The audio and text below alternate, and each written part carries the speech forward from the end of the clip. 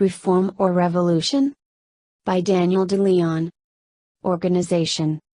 It has become an axiom that, to accomplish results, organization is requisite.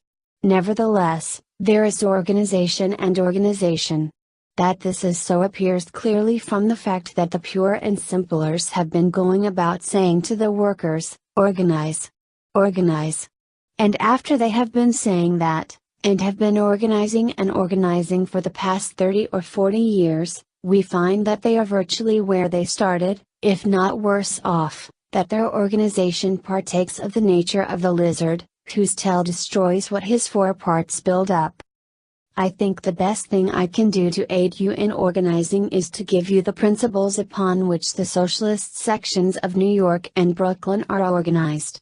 To do that I shall go back to basic principles, and in explaining to you the difference there is between reform and revolution, I shall be able, step by step, to point out how it is we are organized, and how you ought to be. I shall assume it is a wise course for a speaker to adopt, that none in this audience knows what is reform and what is revolution. Those who are posted will understand me all the better, those who are not will follow me all the easier. We hear people talk about the reform forces, about evolution and about revolution in ways that are highly mixed. Let us clear up our terms. Reform means a change of externals, revolution peaceful or bloody, the peacefulness or the bloodiness of it cuts no figure whatever, and the essence of the question means a change from within. Reform. Take, for instance, a poodle. You can reform him in a lot of ways. You can shave his whole body and leave a tassel at the tip of his tail, you may bore a hole through each ear, and tie a blue bow on one and a red bow on the other, you may put a brass collar around his neck with your initials on, and a trim little blanket on his back, yet, throughout, a poodle he was and a poodle he remains. Each of these changes probably wrought a corresponding change in the poodle's life. When shorn of all his hair except a tassel at the tail's tip, he was owned by a wag who probably cared only for the fun he could get out of his pet. When he appears gaily decked in bows, probably his young mistress' attachment is of tenderer sort. When later we see him in the fancier's outfit, the treatment he receives and the uses he is put to may be yet again and probably are different. Each of these transformations or stages may mark a veritable epoch in the poodle's existence.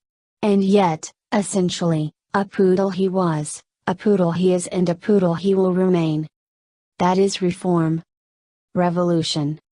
But when we look back myriads of years, or project ourselves into far, future physical cataclysms, and trace the development of animal life from the invertebrate to the vertebrate, from the lizard to the bird, from the quadruped and mammal till we come to the prototype of the poodle, and finally reach the poodle himself, and so forward, then do we find radical changes at each step, changes from within that alter the very essence of his being, and that put, or will put, upon him each time a stamp that alters the very system of his existence. That is revolution. So with society. Whenever a change leaves the internal mechanism untouched, we have reform. Whenever the internal mechanism is changed, we have revolution. Of course, no internal change is possible without external manifestations. The internal changes denoted by the revolution or evolution of the lizard into the ego go accompanied with external marks. So with society.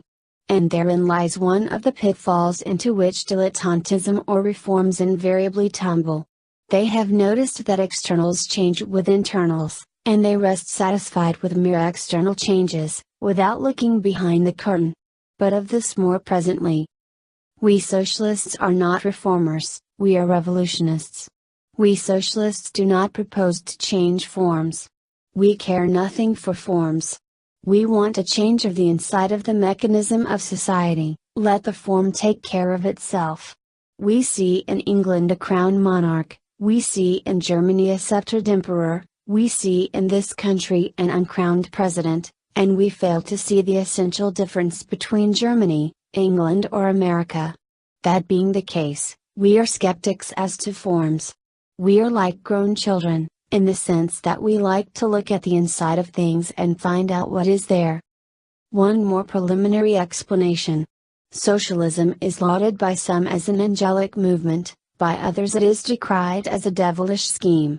Hence you find the Gomperses blowing hot and cold on the subject, and Harry Lloyd, with whose capers, Cheer Sorrow, you are more familiar than I, pronouncing himself a socialist in one place, and in another running socialism down. Socialism is neither an aspiration of angels nor a plot of devils. Socialism moves with its feet firmly planted in the ground and its head not lost in the clouds. It takes science by the hand, asks her to lead and goes whithersoever she points. It does not take science by the hand, saying, I shall follow you to the end of the road if it please me. No. It takes her by the hand and says, whithersoever thou leadest, thither am I bound to go. The socialists, consequently, move as intelligent men. We do not mutiny because, instead of having wings, we have arms, and cannot fly as we would wish. What then, with an eye single upon the differences between reform and revolution, does socialism mean? To point out that, I shall take up 2 or 3 of what I may style the principal nerve centers of the movement. Government, the state. One of these principal nerve centers is the question of government or the question of the state. How many of you have not seen upon the shelves of our libraries books that treat upon the history of the state, upon the limitations of the state, upon what the state should do and what it should not do, upon the legitimate functions of the state, and so on into infinity? Nevertheless, there is not one among all of these, the products, as they all are, of the vulgar and superficial character of capitalist thought, that fathoms the question or actually defines the state. Not until we reach the great works of the American Morgan, of Marx and Engels, and of other socialist philosophers, is the matter handled with that scientific lucidity that proceeds from facts, leads to sound conclusions and breaks the way to practical work. Not until you know and understand the history of the state and of government will you understand one of the cardinal principles upon which socialist organization rests, and will you be in a condition to organize successfully. We are told that government has always been as it is today and always will be. This is the first fundamental error of what Karl Marx justly calls capitalistic vulgarity of thought. When man started on his career, after having got beyond the state of the savage, he realized that cooperation was a necessity to him. He understood that together with others he could face his enemies in a better way than alone. He could hunt, fish, fight more successfully. Following the instructions of the great writer Morgan, the only great and original American writer upon this question, we look to the Indian communities, the Indian settlements, as a type of the social system that our ancestors, all of them, without exception, went through at some time. The Indian lived in the community condition. The Indian lived under a system of common property. As Franklin described it, in a sketch of the history and alleged sacredness of private property, there was no such thing as private property among the Indians. They cooperated, worked together, and they had a central directing authority among them. In the Indian communities we find that central directing authority consisting of the sachems. It makes no difference how that central directing authority was elected, there it was. But note this, its function was to direct the cooperative or collective efforts of the communities and, in so doing, it shared actively in the productive work of the communities. Without its work, the work of the communities would not have been done. When, in the further development of society, the tools of production grew and developed beyond the point reached by the Indian, when the art of smelting iron ore was discovered, when thereby that leading social cataclysm, wrapped in the mists of ages, yet discernible, took place, that trend former communal society and wane along the line of sex, the males being able, the females unable, to wield the tool of production, then society was cast into a new mold, the former community, with its democratic equality of rights and duties, vanishes and a new social system turns up, divided into two sections, the one able, the other unable, to work at production. The line that separated these two sections, being at first the line of sex, could, in the very nature of things, not yet be sharp or deep. Yet, notwithstanding, in the very shaping of these two sections, one able, the other unable, to feed itself, we have the first premonition of the classes, of class distinctions, of the division of society into the independent and the dependent, into master and slaves, ruler and ruled. Simultaneously, with this revolution we find the first changes in the nature of the central directing authority, of that body whose original function was to share in, by directing, production.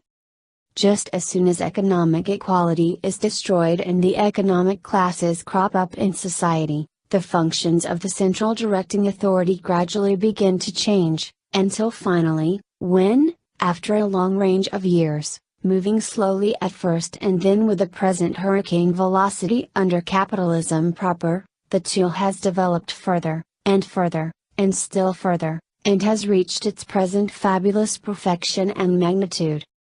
When, through its private ownership, the tool has wrought a revolution within a revolution by dividing society, no longer along the line of sex, but strictly along the line of ownership or non-ownership of the land on and the tool with which to work.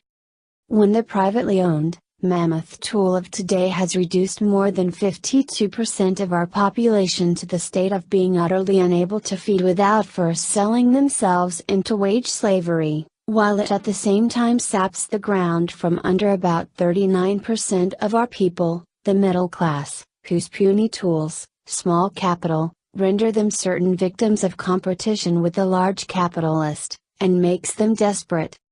When the economic law that asserts itself under the system of private ownership of the tool has concentrated these private owners into about 8% of the nation's inhabitants, has thereby enabled this small capitalist class to live without toil, and to compel the majority, the class of the proletariat, to toil without living.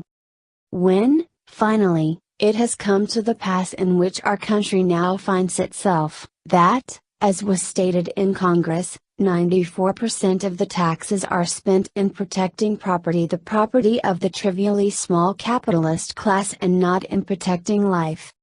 When, in short, the privately owned tool has wrought this work, and the classes, the idle rich and the working poor, are in full bloom, then the central directing authority of old stands transformed. Its pristine functions of aiding in, by directing, production have been supplanted by the functions of holding down the dependent, the slave, the ruled, that is, the working class. Then, and not before, lo, the state, the modern state, the capitalist state. Then, lo, the government, the modern government, the capitalist government, equipped mainly, if not solely, with the means of suppression, of oppression, of tyranny. In sight of these manifestations of the modern state, the anarchist, the rosewater and the dirty water variety alike shouts, "Away with all central directing authority! See what it does, it can only do mischief, it always did mischief." But socialism is not anarchy. Socialism does not, like the chicken in the fable, just out of the shell, start with the knowledge of that day. Socialism rejects the premises and the conclusions of anarchy upon the state and upon government. What socialism says is, away with the economic system that alters the beneficent functions of the central directing authority from an aid to production into a means of oppression.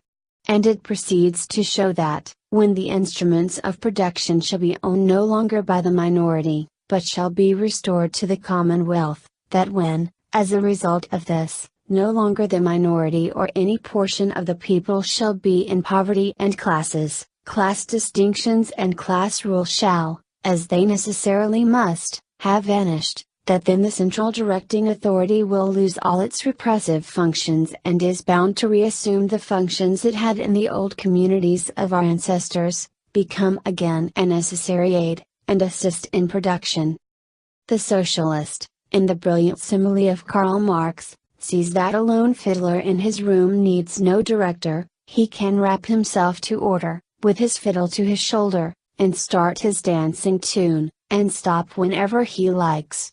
But just as soon as you have an orchestra, you must also have an orchestra director, a central directing authority. If you don't, you may have a Salvation Army powwow, you may have a Louisiana Negro breakdown, you may have an Orthodox Jewish synagogue, where every man sings in whatever key he likes, but you won't have harmony. Impossible. It needs this central directing authority of the orchestra master to wrap all the players to order at a given moment, to point out when they shall begin, when to have these play louder, when to have those play softer, when to put in this instrument, when to silence that, to regulate the time of all and preserve the accord. The orchestra director is not an oppressor, nor is his baton an insignia of tyranny. He is not there to bully anybody. He is as necessary or important as any or all of the members of the orchestra. Our system of production is in the nature of an orchestra. No one man, no one town, no one state, can be said any longer to be independent of the other. The whole people of the United States, every individual therein, is dependent and interdependent upon all the others. The nature of the machinery of production, the subdivision of labor, which aids cooperation and which cooperation fosters, and which is necessary to the plentifulness of production that civilization requires, compel a harmonious working together of all departments of labor, and thence compel the establishment of a central directing authority, of an orchestral director, so to speak, of the orchestra of the cooperative commonwealth. Such is the state or government that the socialist revolution carries in its womb.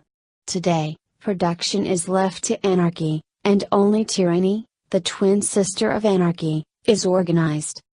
Socialism, accordingly, implies organization, organization implies directing authority, and the one and the other are strict reflections of the revolutions undergone by the tool of production. Reform, on the other hand, skims the surface, and with referendums and similar devices limits itself to external tinkerings. Materialism morality. The second nerve center of socialism that will serve to illustrate the difference between reform and revolution is its materialistic groundwork. Take, for instance, the history of slavery. All of our ancestors, this may shock some of you, but it is a fact all the same, all of our ancestors were cannibals at one time. The human race, in its necessity to seek for food, often found it easier to make a raid and take from others the food they had gathered. In those olden days of the barbarism of our ancestors, when they conquered a people and took away its property, they had no further use for the conquered, they killed them, spitted them over a good fire, roasted and ate them up.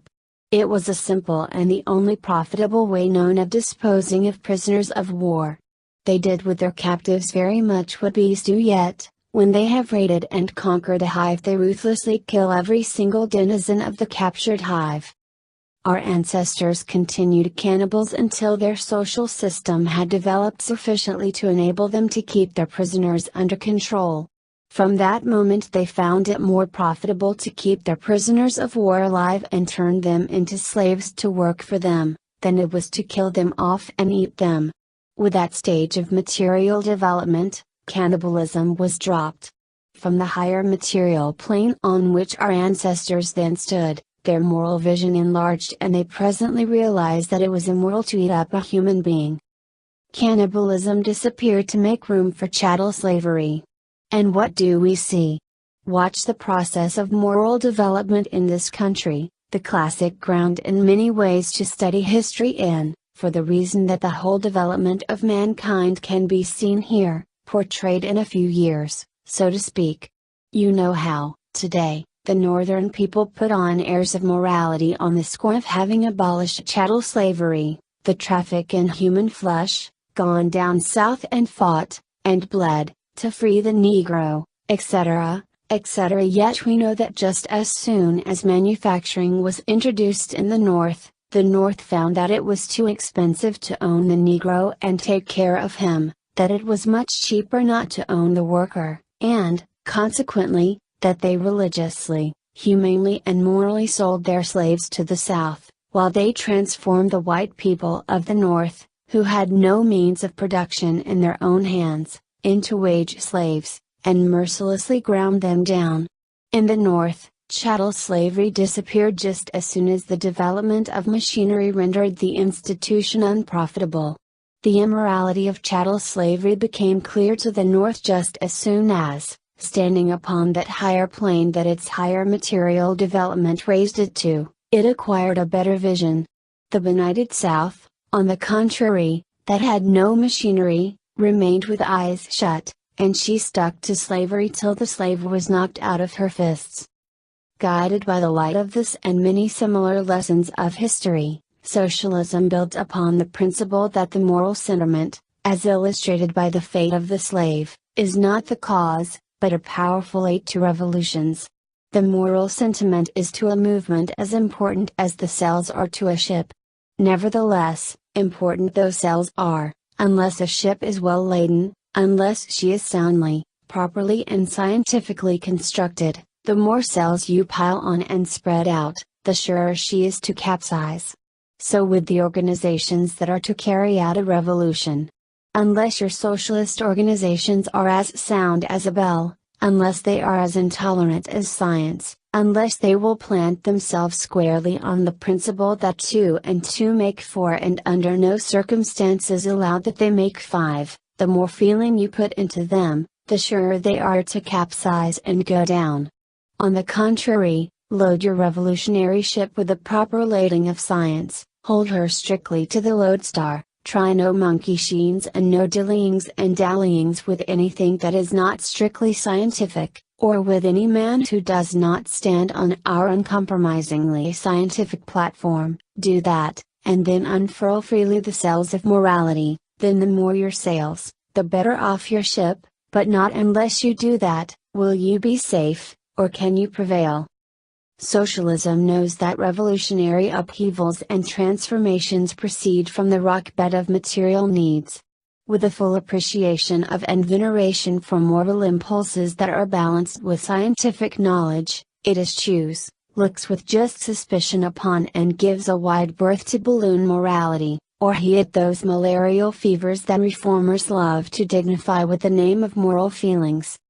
The class struggle. A third nerve center of socialism by which to distinguish reform from revolution is its manly, aggressive posture. The laws that rule sociology run upon lines parallel with and are the exact counterparts of those that natural science has established in biology. In the first place, the central figure in biology is the species, not the individual specimen.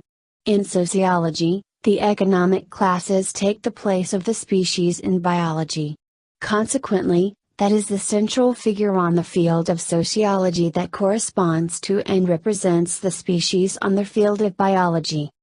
In the second place, struggle, and not piping peace, assimilation by the ruthless process of the expulsion of all elements that are not fit for assimilation, and not external coalition. Such are the laws of growth in biology, and such are and needs must be the laws of growth in sociology. Hence, socialism recognizes in modern society the existence of a struggle of classes, and the line that divides the combatants to be the economic line that separates the interests of the property-holding capitalist class from the interests of the propertyless class of the proletariat. As a final result of this, socialism, with the Nazarene, spurns as futile, if not wicked, the method of cajolery and seduction, or the crying of peace, peace, where there is no peace, and cuts a clean swath, while reform is eternally entangled in its course of charming, luring, decoying. Illustrations. Let me now give you a few specific illustrations based upon this general sketch that may help to point out more clearly the sharp differences there are between reform and revolution, and the grave danger there lurks behind confounding the two. You remember I referred to the fact that internal, that is, revolutionary changes, are always accompanied with external changes of some sort, and that therein lay a pitfall into which reform invariably tumbled, inasmuch as reform habitually rests satisfied with externals, allows itself to be deceived with appearances. For instance, the socialist revolution demands, among other things, the public ownership of all the means of transportation. But, in itself, the question of ownership affects only external forms. The post office is the common property of the people, and yet the real workers in that department are mere wage slaves. In the mouth of the socialist, of the revolutionist, the internal fact, the cardinal truth, that for which alone we fight, and which alone is entitled to all we can give to it, that is the abolition of the system of wage slavery under which the proletariat is working. Now, up step the populists, the dupers, not the duped among them, with a plan to nationalize the railroads. The standpoint from which they proceed is that of middle-class interests as against the interests of the upper capitalists or monopolists. The railroad monopolists are now fleecing the middle class. These want to turn the tables upon their exploiters, they want to abolish them, wipe them out, and appropriate unto themselves the fleecings of the working class which the railroad monopolists now monopolize. With this reactionary class interest in mind, the duper populist steps forward and holds this plausible language. We, too, want the nationalization of the roads. We are going your way, join us. The reform straws are regularly taken, and by this seeming truth, they are carried off their feet, and they are drawn heels over head into the vortex of capitalist conflicts. Not so the revolutionist. His answer follows sharp and clear. Excuse me. Guess you do want to nationalize the railroads, but only as a reform. We want nationalization as a revolution. You do not propose, while we are fixedly determined, to relieve the railroad workers of the yoke of wage slavery under which they now grunt and sweat. By your scheme of nationalization, you do not propose, on the contrary, you oppose all relief to the workers, and you have set dogs at the heels of our propagandists in Chautauqua County, New York, whenever it was proposed to reduce the hours of work of the employees. While we, the revolutionists, seek the emancipation of the working class and the abolition of all exploitation, duper populism seeks to rivet the chains of wage slavery more firmly upon the proletariat. There is no exploiter like the middle-class exploiter. Carnegie may fleece his workers, he has 20,000 of them of only 50 cents a day, and yet net, from sunrise to sunset, $10,000 profits. The banker with plenty of money to lend can thrive with a trifling shaving of each individual note, but the apple woman on the street corner must make 100 and 500% profit to exist. For the same reason, the middle class, the employer of few hands, is the worst, the bitterest, the most inveterate, the most relentless exploiter of the wage slave. You may now realize what a grave error that man will incur who will rest satisfied with external appearance. Reform is invariably a cat's paw for dupers, revolution never. Take now an illustration of the revolutionary principle that the material plane on which man stands determines his perception of morality. One man writes to the People Office, "You speak about the immorality of capitalism. Don't you know that it was immoral to demonetize silver?" Another writes, "How queer to hear you talk about immorality, don't you know it is a type of immorality to have a protective tariff?" He wants free trade. A third one writes, "Oh, sir, I admire the moral sentiment that inspires you, but how can you make fun of prohibition? Don't you know that if a man is drunk, he will beat his wife and kill his children?" And so forth. Each of these looks at morality from the standpoint of his individual or class interests. The man who owns a silver mine considers it the height of immorality to demonetize silver. The importer who can be benefited by free trade thinks it a heinous crime against good morals to set up a high tariff. The man whose wage slaves come on Monday somewhat boozy, so that he cannot squeeze, pilfer out of them as much wealth as he would like to, becomes a pietistic prohibitionist. One of our great men, a really great man, a man whom I consider a glory to the United States, Artemus Ward, with that genuine, not bogus, keen Yankee eye of his, saw, and with that master pen of his excellently illustrated the scientific truth, with one of his yarns. He claimed, that he traveled through the country with a collection of wax figures representing the great men and criminals of the time. On one occasion he was in Maine. At about that time a little boy, Wilkins, had killed his uncle. Of course, the occurrence created a good deal of a sensation, and Artemus Ward tells us that, having an eye to the main chance, he got up a wax figure which he exhibited as Wilkins, the boy murderer. A few years later, happening again in the same Maine village, it occurred to him that the boy Wilkins had proved a great attraction in the place. He hunted around among his figures, found none small enough to represent a boy, and he took the wax figure that he used to represent Captain Kidd Faltwith, labeled that Wilkins, the boy murderer, and opened his booth. The people flocked in, paid their 15 cents admission, and Artemus started to explain his figures. When he reached the boy murderer, and was expatiating upon the lad's wickedness, a man in the audience rose, and in a rasping, nasal voice, remarked, "How is that? 3 years ago you showed us the boy, Wilkins, he was a boy then, and died since, how can he now be a big man?" Thereupon Artemus says, "I was angry at the rascal, and I should have informed against him, and have him locked up for treason to the flag." With the master hand of genius, Artemus here exposed the material basis of capitalist patriotism, and pointed to the connection between the two. The material plane, on which the fraudulent showman stood, determined his mortal impulse on patriotism. The higher the economic plane on which a class stands, and the sounder its understanding of material conditions, all the broader will its horizon be, and, consequently, all the purer and truer its morality. Hence it is that, today, the highest moral vision, and the truest withal, is found in the camp of the revolutionary proletariat. Hence, also, you will perceive the danger of the moral cry that goes not hand in hand with sound knowledge. The morality of reform is the coruscation of the ignis fatuus, the morality of revolution is lighted by the steady light of science. Take another illustration, this time on the belligerent poise of socialism, to distinguish reform from revolution. The struggles that mark the movements of man have ever proceeded from the material interests, not of individuals, but of classes. The class interests on top, when rotten ripe for overthrow, succumbed, when they did succumb, to nothing short of the class interests below.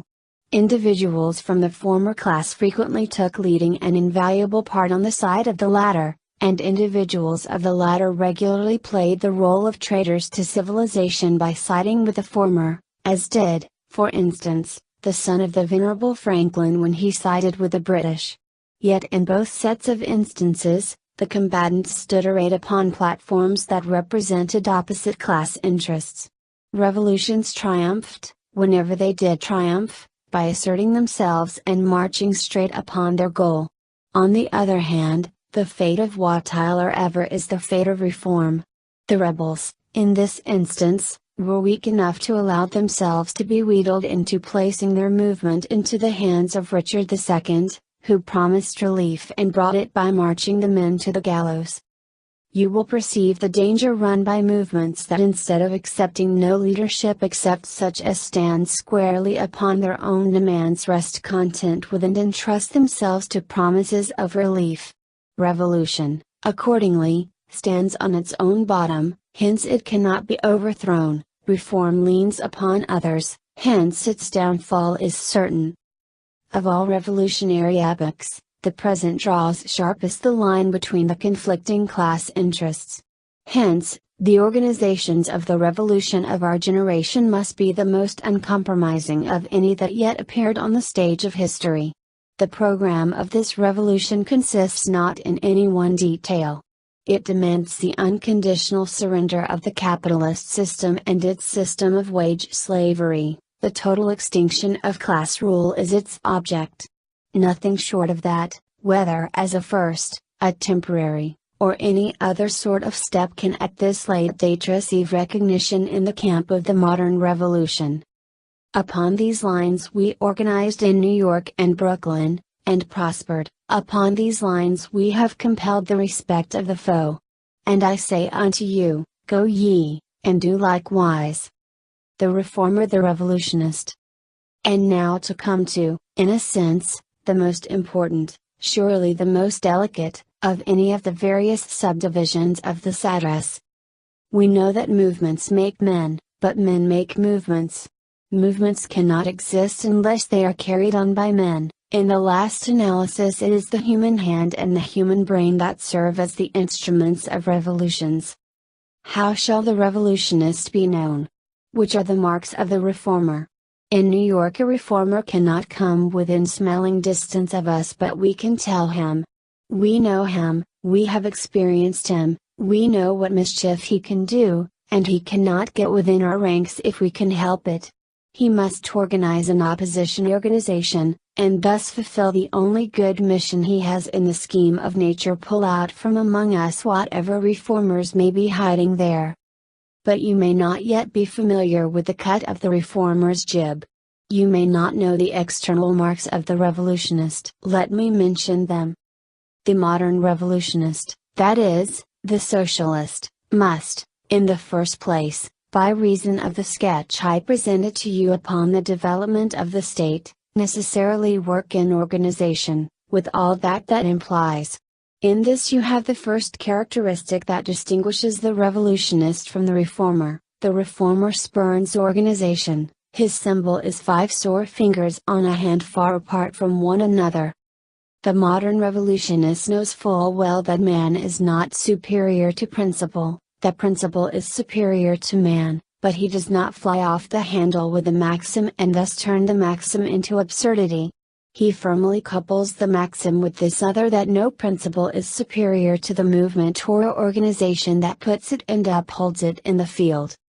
The engineer knows that steam is a powerful thing, but he also knows that unless the steam is in the boiler, and unless there is a knowing hand at the throttle, the steam will either evaporate or the boiler will burst.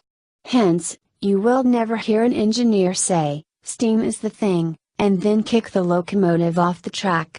Similarly, the revolutionist recognizes that the organization that is propelled by correct principles is as the boiler that must hold the steam, or the steam will amount to nothing. He knows that in the revolution demanded by our age, organization must be the incarnation of principle. Just the reverse of the reformer, who will ever be seen mocking at science. The revolutionist will not make a distinction between the organization and the principle.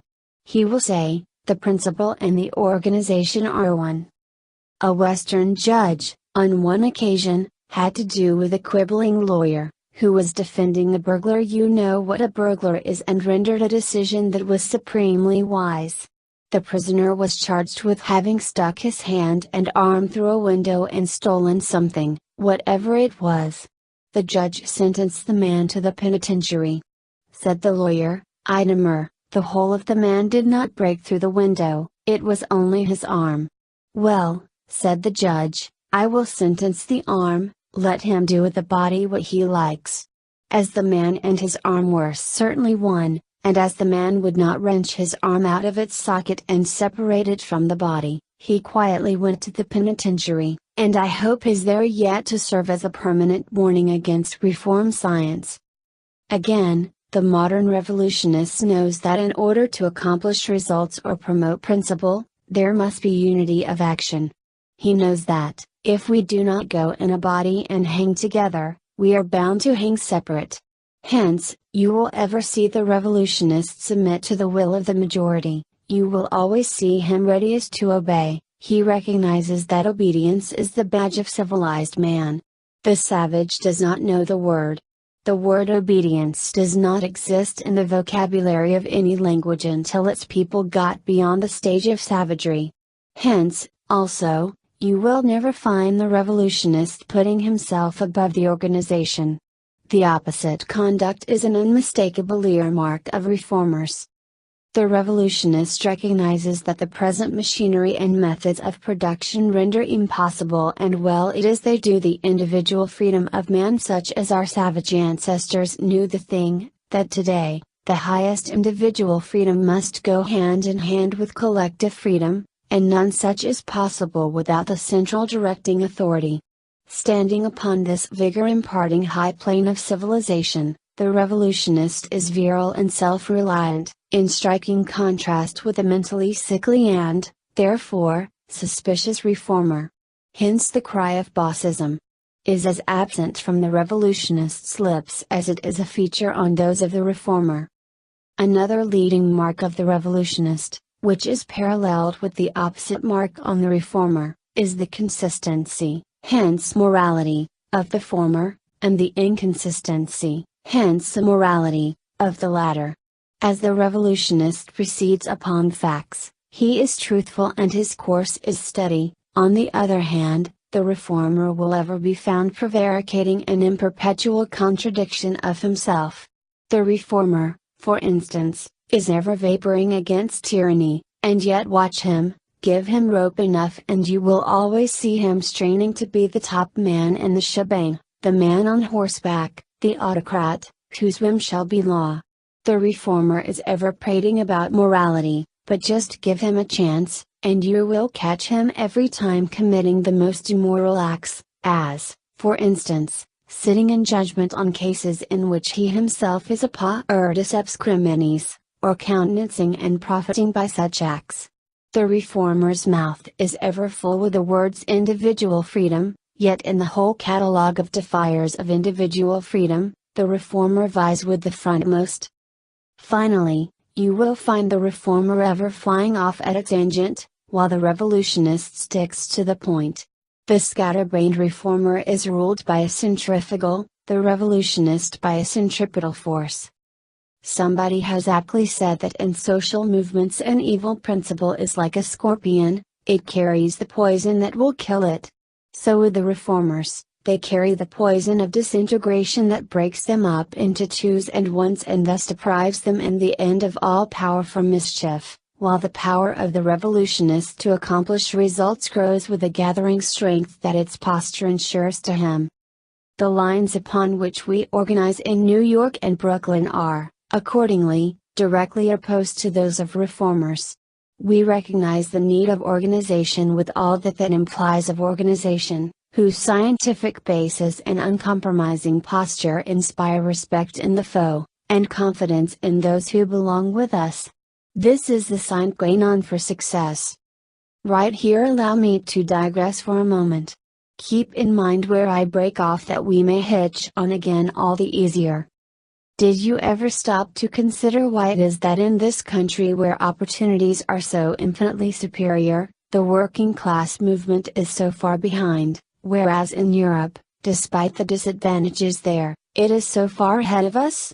Let me tell you. In the first place, the tablets of the minds of our working class are scribbled all over by every charlatan who has let himself loose. In Europe, somehow or other, the men who are able to speak respected and respect themselves a good deal more than most of our public speakers do here. They studied first, they first drank deep at the fountain of science, and not until they felt their feet firmly planted on the rock bed of fact and reason, did they go before the masses. So it happens that the tablets of the minds of the European, especially the continental working classes, have lines traced upon them by the master hands of the ages. Hence every succeeding new movement brought forward by the tides of time found its work paved for and easier. But here, one charlatan after another who could speak glibly, and who could get money from this, that, or the other political party, would go among the people and upon the tablets of the minds of the working classes he scribbled his crude text. So it happens that today, when the apostle of socialism goes before our people, he cannot do what his compeers in Europe do, take a pencil and draw upon the minds of his hearers the letters of science. No, he must first clutch a sponge, a stout one, and wipe clean the pot hooks that the charlatans have left there. Not until he has done that can he begin to preach and teach successfully.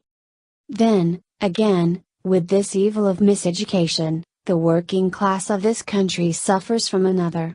The charlatans, one after the other, set up movements that proceeded upon lines of ignorance, movements that were denials of scientific facts, movements that bred hopes in the hearts of the people, yet movements that had to collapse. A movement must be perfectly sound, and scientifically based, or it cannot stand. A falsely based movement is like a lie, and a lie cannot survive. All these false movements came to grief, and what was the result? Disappointment, stagnation, diffidence, hopelessness in the masses.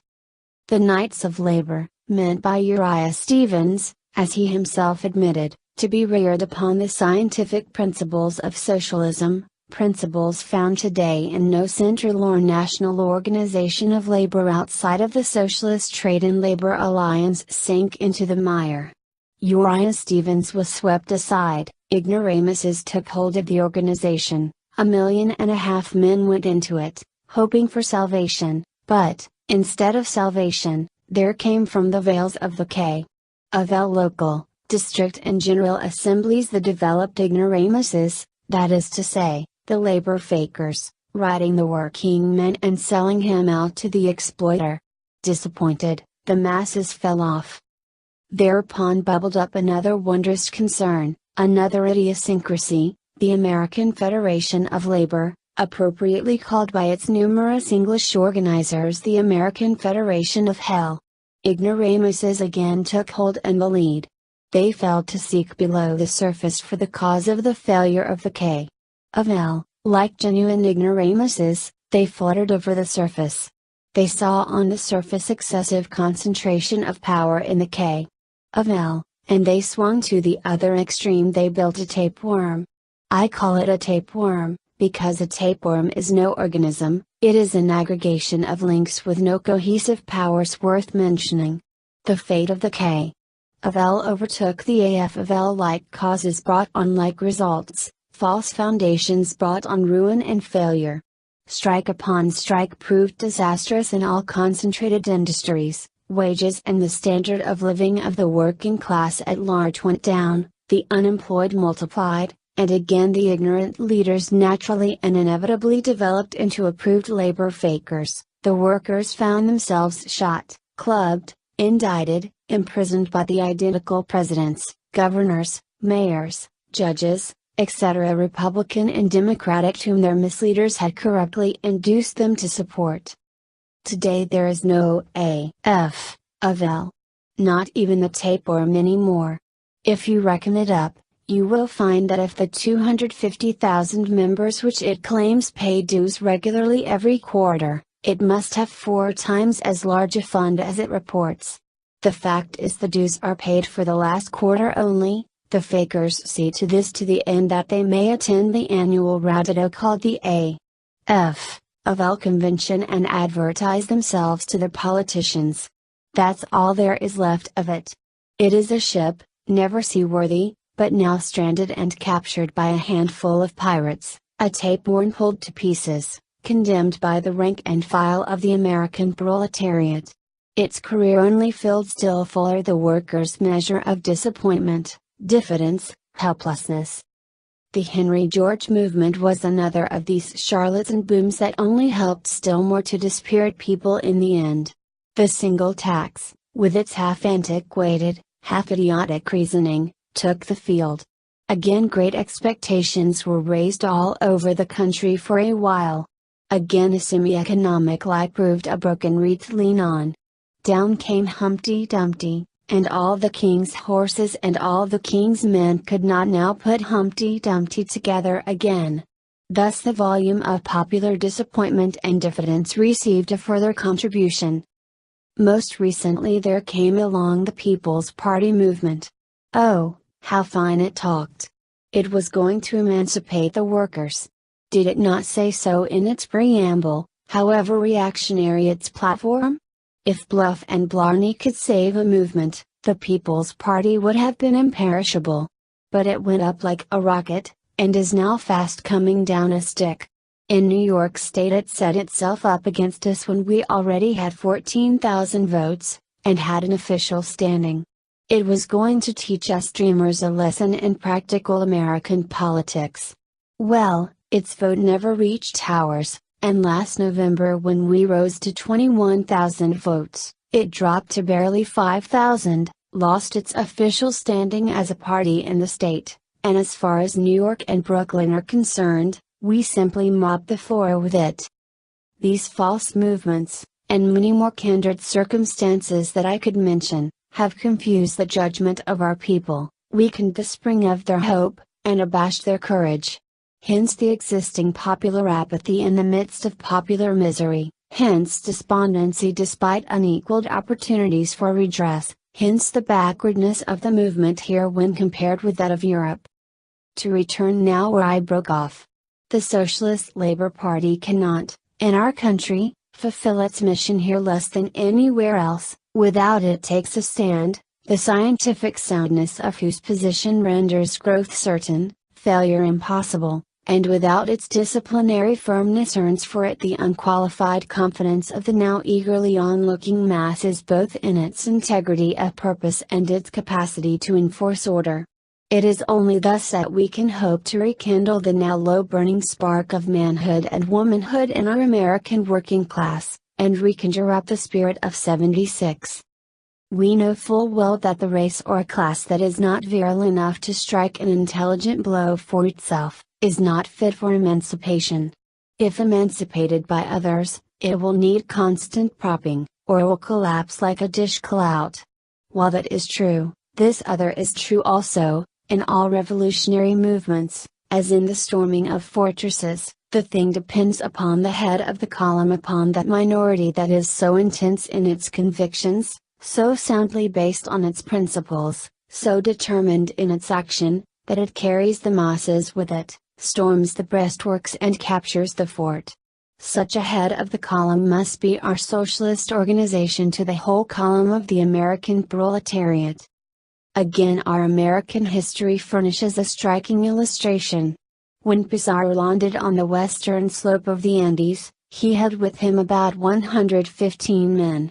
Beyond the mountains was an empire, the best organized empire of the aborigines that had been found in America. It had its departments, it had its classes, it was managed as one body numbering hundreds of thousands to the Spaniards' 100. That body the small army of determined men were to capture. What did Pizarro do? Did he say, "Let us wait till we get some more"? Or did he say, "Now, boys, I need every one of you 115 men"? No, he said to them, "Brave men of Spain, yonder lies an empire that is a delight to live in, full of gold, full of wealth, full of heathens that we ought to convert. They are as the sands of the sea, compared with us, and they are entrenched behind their mountain fastnesses. It needs the staunchest among you to undertake the conquest. If any, through the hardships of travel, feel unequal to the hardships of the enterprise, I shall not consider him a coward. Let him stand back to protect our ships. Let only those stay with me who are determined to fight, and who are determined to conquer." About 20 men stood aside, about 95 remained. With 95 determined men he scaled those mountains and conquered that empire. That empire of the Incas is today capitalism, both in point of its own inherent weakness and the strength of its position. The army that is to conquer it is the army of the proletariat, the head of whose column must consist of the intrepid socialist organization that has earned their love, their respect, their confidence. What do we see today? At every recent election, the country puts me in mind of a jar of water. Turn the jar and all the water comes out. One election, all the Democratic vote drops out and goes over to the Republicans. The next year all the Republican vote drops out and goes over to the Democrats. The workers are moving backward and forward, they are dissatisfied, they have lost confidence in the existing parties they know of, and they are seeking desperately for the party of their class. At such a season, it is the duty of us revolutionists to conduct ourselves in such manner as to cause our organization to be better and better known, its principles more and more clearly understood, its integrity and firmness more and more respected and trusted, then, when we shall have stood that ground well and grown steadily, the masses will in due time flock over to us. In the crash that is sure to come and is now just ahead of us, our steadfast socialist organization will alone stand out intact above the ruins. There will then be a stampede to our party, but only upon revolutionary lines can it achieve this. Upon lines of reform it can never be victorious. As the chairman said that time would be allowed for questions, I shall close at this point, but not before you will pardon the assumption, not before I call upon you, in the name of the 6,000 wicked, revolutionary socialists of New York and Brooklyn, to organize, here in Boston, upon a genuinely revolutionary plan. Your state is a large manufacturing state. There can be no reason why your vote should not grow, except that, somehow or other, you have not acted as revolutionists. Every year that goes by in this way is a year wasted. Never forget that every incident that takes place within our ranks is noted by a large number of workers on the outside. Tamper with discipline, allow this member to do as he likes, that member to slap the party constitution in the face, yonder member to fuse with reformers, this other to forget the nature of the class struggle and to act up to his forgetfulness. Allow that, keep such reformers in your ranks and you have stabbed your movement at its vitals. With malice toward none, with charity to all, you must enforce discipline if you mean to reorganize to a purpose. We know that in struggles of this kind, personal feelings, unfortunately, play a part. You cannot prevent that. Let the other side, the reformer, fill the role of malice that its weak intellect drives it to. Do you fill the role of the square-jointed revolutionist, and if there must be amputation, do it nobly, but firmly. Remember the adage that the tender-handed surgeon makes stinging wounds, and lengthens the period of suffering and pain. The surgeon that has a firm hand to push the knife as deep as it ought to go, and pulls it out, and lets the pus flow out, that surgeon makes clean wounds, shortens pain, brings cure quickly about. No organization will inspire the outside masses with respect that will not insist upon and enforce discipline within its own ranks. If you allow your own members to play monkey shines with a party, the lookers-on, who belong in this camp, will justly believe that you will at some critical moment allow capitalism to play monkey shines with you. They will not respect you, and their accession to your ranks will be delayed. There is, indeed, no social or economic reason why the vote of Boston should not be one of the pillars of our movement. And yet that vote is weak and virtually stationary, while in New York and Brooklyn it has on the whole been leaping forward. If you realize the importance of the revolutionary construction of our army, if you comprehend the situation of the country, that there is a popular tidal wave coming, that, in order to bring it our way and render it effective, we must be deserving thereof, whereas, if we are not, the wave will recede with disastrous results. If you properly appreciate the fact that every year that passes over our heads brings to our lives greater danger, throws a heavier load upon the shoulders of our wives, makes starker the prospects of our sons, exposes still more the honor of our daughters, if you understand that, then for their sakes, for our country's sake, for the sake of the proletarians of Boston, organize upon the New York and Brooklyn plan.